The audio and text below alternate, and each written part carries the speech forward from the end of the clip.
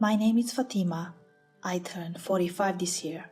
Since our only son left out of town for college, the house seems very spacious with just me and my husband.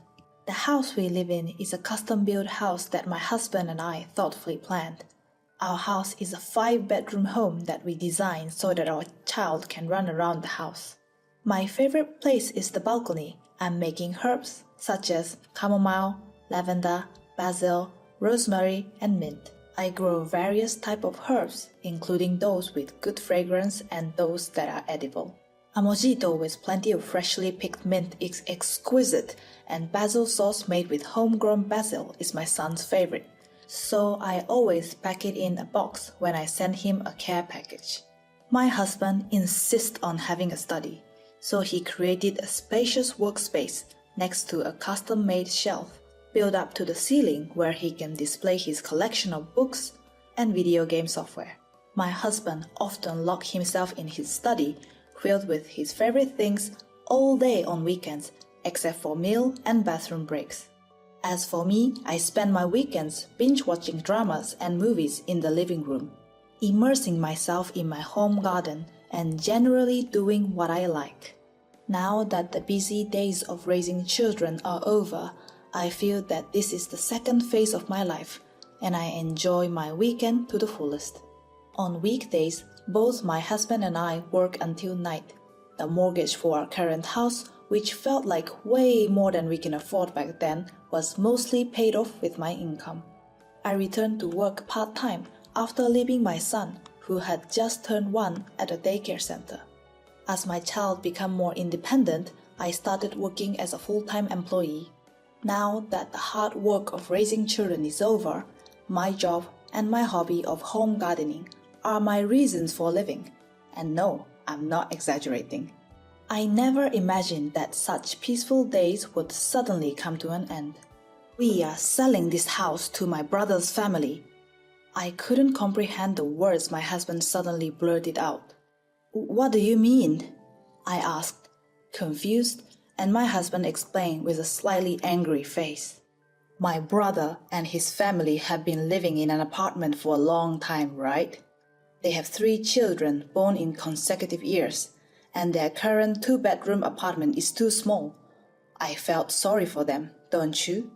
Since our son is no longer living here, I decided to give our house to my brother's family.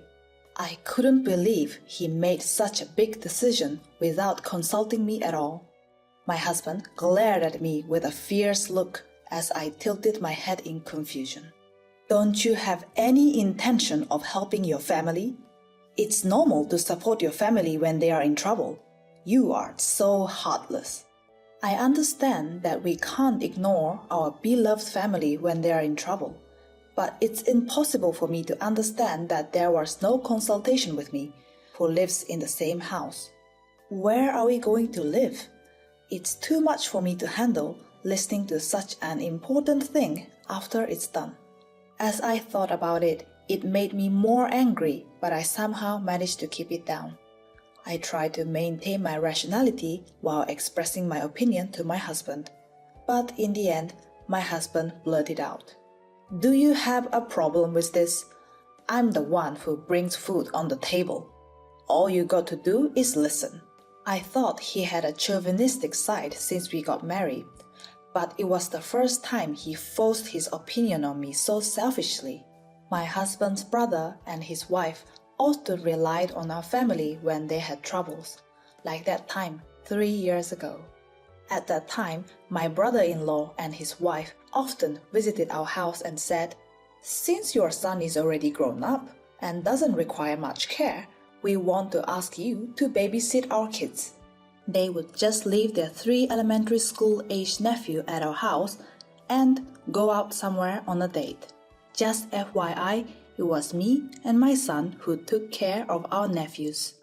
The couple always found some excuse to leave the 3 of them at our house, prioritizing their own time.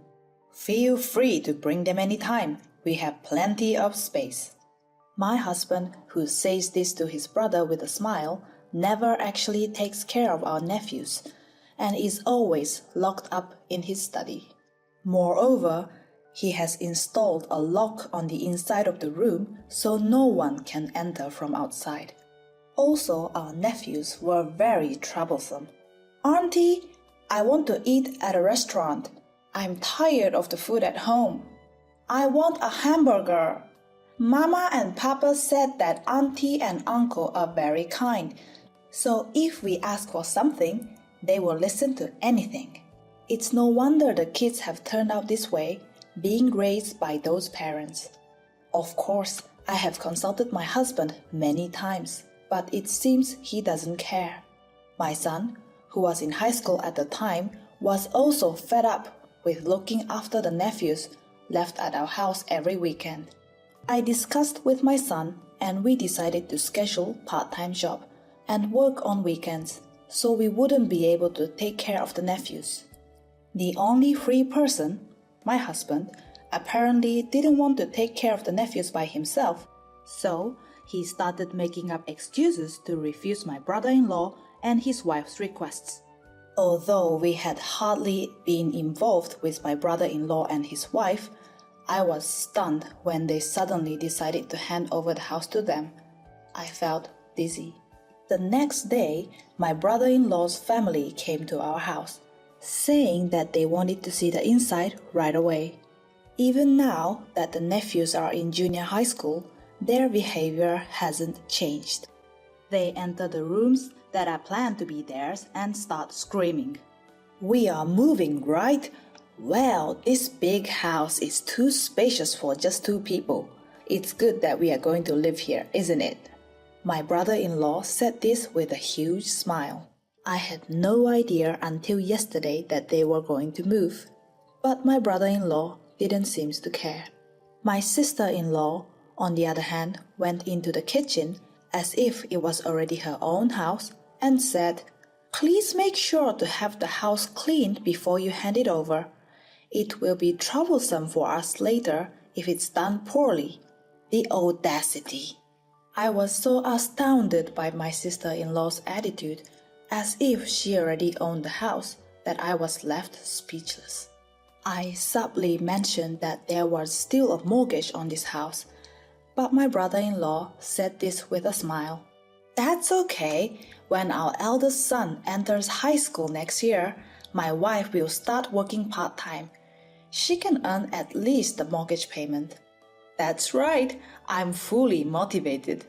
Listening to my brother-in-law and his wife's conversation, I couldn't help but feel that they were misunderstanding something. I have been paying the mortgage for our house from the very beginning. The amount is $1,200 per month. I wonder if my brother-in-law and his wife can afford this amount for the mortgage payment. I work as a pharmacist, so I have a decent income, but even so, it is not easy to keep paying this amount. On the other hand, my husband told me that my brother-in-law only has a monthly pay of about $1,300. It's a reckless idea to pay $1,200 with just $1,300 income. My brother-in-law and his wife seems to think that I work as a pharmacy sales clerk. They seem to assume that my salary is low and therefore the mortgage isn't a significant amount. "Fatima, you're a pharmacy clerk, right? It sounds like a cool job. I'm taking a course to someday work at the clerical work. If I pass, I'm also going to have an income." They are such an over-optimistic couple. My husband has always been very proud and seems to feel inferior knowing that his wife earns significantly more than he does. To prevent others from realizing this, he apparently told people that I do something like office work at the pharmacy. Hearing this, my brother-in-law and his wife seems to think that if they both work, they can afford the mortgage themselves. As I was thinking about this, my brother-in-law suddenly asked a question. "By the way, how much is the loan for this house every month?" At that moment, the smile disappeared from my husband's face. Apparently, even my husband didn't know how much we are paying each month. "The monthly loan payment is $1,200. Without hesitation, I blurted out. Hearing the amount of the loan, my husband, brother-in-law, and sister-in-law froze. Hey, you are joking, right? $1,200? My sister-in-law murmured as if squeezing the words out. No, I'm not joking. We didn't pay a down payment. So we are paying $1,200 every month for both the land and the building. The sister-in-law screamed, turning pale. There's no way we can pay $1,200 a month. I thought so too. If they can't pay the mortgage, I guess the conversation is over. My brother-in-law started yelling at my husband. Hey, what the hell is going on? You didn't say anything about this. You are not planning to make us pay this amount, are you? My flustered husband quietly asked me. You said you were making prepayments, didn't you? Are you still paying that much every month? I only paid 2 months' worth during the bonus months, twice a year. It's a 35-year loan, you know. Even with simple calculation, there are still 15 years left. While looking at my brother-in-law and his wife, who were stunned by the unexpected situation, I prayed for them to back off quickly. However, my husband made an unexpected remark. We'll continue to pay the loan. How's that? Stunned in shock, now I was the one who was pale. My brother-in-law and his wife, on the other hand, were overjoyed and praised my husband, saying, I knew it, you are so generous. I couldn't help but raise my voice in protest against my husband, who looked proud of his actions. Wait a minute, what are you thinking? Why the hell do we have to do that? My husband responded with his usual line. What are you talking about? Our family is in trouble. It's only natural to help, right? How heartless can you be? I was dumbfounded and fell silent. I couldn't handle my husband's shallowness anymore. Going this far just to be a kind and generous brother. Relieved by my husband's proposal, my brother-in-law and his wife resumed their house tour. We'll move at the beginning of next month. Please prepare everything by then, like changing the house registration and preparing for the move. I could tell my husband is thinking of making me do all the changes. I, for one, have reached the limit of my anger. And then that night, I contacted my son, who is currently living away. I explained what happened today. I told him that I had reached my limit, and he laughed on the phone. It's good that you finally decide to stand up to them. You should do anything you desire. Even if it leads to divorce, you'll be absolutely fine, Mom. Encouraged by my son, I decided to teach my too self-centered husband and the lawless brother-in-law and his wife a lesson. After my husband unilaterally decided to give the house to the brother-in-law and his wife, I immediately went to the bank where I had signed the mortgage to consult my decision. In fact, as soon as I heard from my husband, I did my own research on changing the name on the mortgage. As a result, I found out that it is fundamentally impossible to change the mortgage to the name of the brother-in-law and his wife. Name changes on mortgages are mostly between spouses or parents and children. In case like this, where it is a name change between relatives, it gets a little complicated. First of all, I am the registered owner of this house. It is possible to hide the relationship with the brother-in-law and his wife and change the name. But if the bank finds out later, they may be forced to repay the entire remaining mortgage at once for breach of contract. Of course, my husband, who had no idea that changing the name itself was very high risk, was planning to give our house to the brother-in-law and his wife without thinking. On the other hand, I immersed myself in work and housework until the day of the handover and did nothing. Of course, my husband is furious to see the situation. Hey, what were you doing all this time? It's almost time for the handover, and you haven't even decided on a moving company yet. I'm busy with work. If you say so much, why don't you do it yourself? Besides, if we hand over this house, where are we going to live? Don't we have to decide that too? That's why I'm telling you to do it quickly. I am too busy to do it. My husband stayed silent, and I left for work. Every day was like this, and one day, when my husband ran out of patience, a large number of cardboard boxes arrived at our house. I did the paperwork for the move. I also got a new apartment for us to live. So stop sulking and start packing. I didn't pack. From that day on, we repeated the same argument over and over. My husband raised his voice and confronted me each time. Stop being so irresponsible. Why are you so selfish? I'm fed up with that attitude. If it continues like this, I'm getting a divorce. You don't want that, do you? Even being told that, I continued to ignore him. The next day, my husband forcefully handed me the divorce paper. I am serious. I'll forgive you if you start packing now. What is he talking about? What does he mean by I will forgive you? I was so astonished that I couldn't say a word. I silently accepted the divorce papers, signed, and stamped them without hesitation, and handed them back to my husband. At my unexpected action, my husband started to visibly panic. Hey, you are joking, right? This is a joke, right? I knew that my husband wasn't serious about the divorce. I can't be with someone who jokes about divorce even as a joke. I left those words behind, left the already filled out divorce paper on the table, and left the living room. Surprised by my attitude, my husband became completely quiet. Wait, I'm sorry. I don't want a divorce. I want to live with you forever.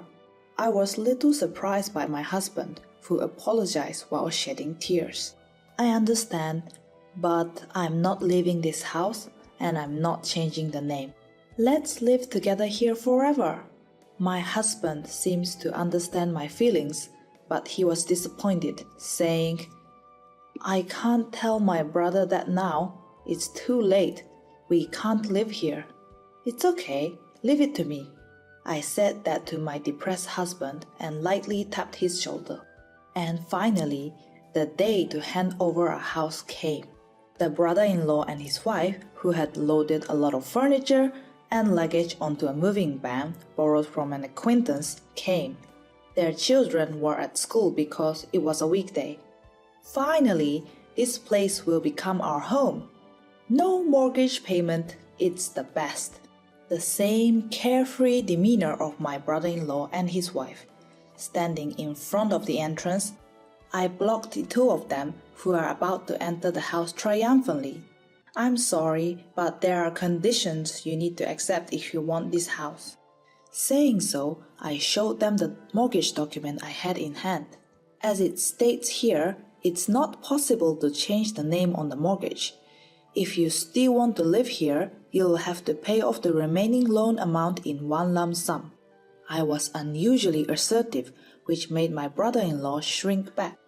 But my sister-in-law retorted vehemently, Why are you interfering? Get out of here, this is our house. She yelled. I showed the documents again. Interfering? Of course I am. This house was bought under my name. Showing them the name section, my sister-in-law opened her eyes wide in surprise. This house is mine, and my husband has no authority over it. The person whose name is on the document is me. It's saying that I can't vacate it. Please leave. Saying it as half-threat that I would consult the police if the commotion got any bigger, she retorted, Just because you have good income, you feel great about yourself. Don't you have any feelings to help your precious family? How heartless can you be? I couldn't understand what she was saying. Yes, I'm fine with being seen as heartless. You too should also stop relying on us and start living on your own. Can you show your current self to your children? I said so, entered the house, and closed the front door. Of course, I locked it securely. Even after that, my brother-in-law and his wife made a fuss in front of the house. But it seems that the stare of the neighbors got them to leave. However, right after the two left, my husband received a call from his brother. From what I heard, it was about them already sold the old apartment away and they needed a place to stay. They asked if they could stay at our place. My husband made a quick look at my face and politely declined. Seeing my husband like that, I couldn't help but burst into laughter. If we let my brother-in-law's family stay in our house, they would definitely stay forever. It was so obvious. My husband had no choice but to obey me as he so desperately not wanted to go through the divorce.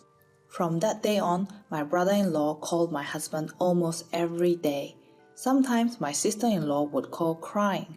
Even so, my husband consistently refused. I am starting to feel sorry for them. They seem to have no money to rent a new apartment and it's pitiful for the nephews, my husband said, glancing at my face. I could sense him trying to tell me that I have no mercy. So I suggested, what about the apartment we are planning to move into? Why don't we let them stay there? As if he had completely forgotten about it, my husband happily called his brother immediately. It seems that my brother-in-law's family moved into the apartment that my husband contracted for. All 5 of them, a few days later. Just when I thought everything was over, another disaster struck my husband. My brother and his wife are not paying the rent for the apartment. I've been covering it for months because they said they would transfer it to me every month, as expected. Knowing those two, I cannot imagine them paying the rent. That apartment is contracted by my husband, so it's easy to imagine that they would take advantage of it. When I suggested subletting the apartment to my husband, I expected it would turn out this way. How easily manipulated and used he is. It seems like your family is having a tough time. Since you are not cold-hearted like me, you will surely help them, won't you? I said with a sarcastic smile. My husband remained silent, unable to say anything. The brother-in-law's family, struggling to pay the rent, apparently moved into a 1 LDK room, which is smaller than their previous apartment, and now all 5 of them live there. I do feel sorry for my nephews, but I think it was taught them a good lesson for the couple who always had their ways. As for me, I'm eagerly waiting for the stress of the brother-in-law and his wife to explode eventually. I don't have a bit of sympathy for the brother-in-law couple, and I have absolutely no intention of helping them. They are the two who called me cold-hearted and disparaged me as they please. Since then, the brother-in-law and his wife seem to have been constantly asking for money, and my husband eventually ended up with a lot of debt. Thank God we didn't have a joint saving account. Despite the unrepentant brother-in-law and his wife, and my husband who keeps putting on a good face for them, I'm living a happy life, gardening and picking herbs for my son when he comes home.